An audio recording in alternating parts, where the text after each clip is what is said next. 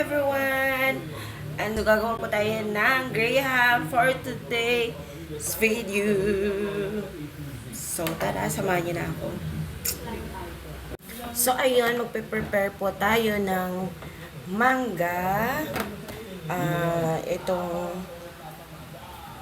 all-purpose cream at saka yung condensed at saka itong gulaman. So, ito po yung gagawin natin. Sasamahan niyo po akong gumawa ngayon. So, let's go. Start na po tayo. So, dito lang po yung gagamitin natin.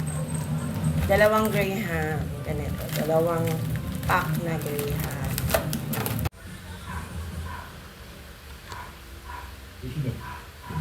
Kailangan ihalo muna natin itong all-purpose cream tsaka itong gatas.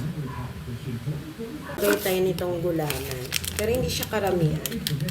Konti lang siya. So, ayan. May gulaman na siya. Nalagyan ko na. Tapos, kailangan lang natin siyang paghahaluin. Tapos, lagyan po natin siya ng mangga.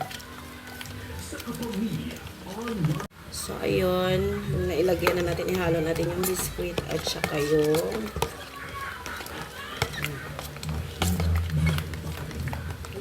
nakalagay dito na Graham din. Ayan. Tapos buhusan natin siya.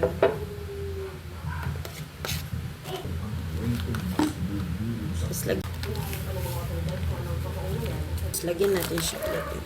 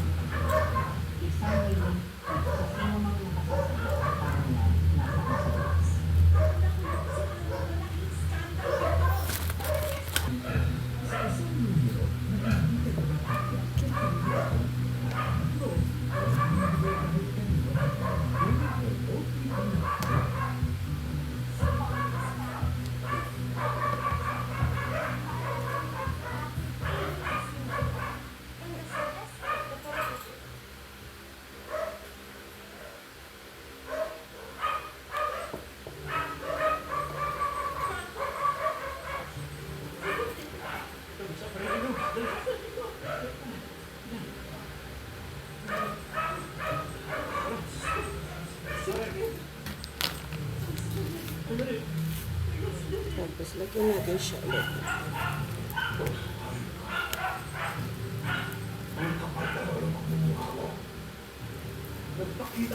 So, ayan lang. Ganito lang po yung paggawa ko na. So, ayun lang po. Ganito lang po yung paggawa ko ng Graham. Simple lang naman po siya. So, may pang sariling pagkain po kami. Thank you po sa panonood and God bless!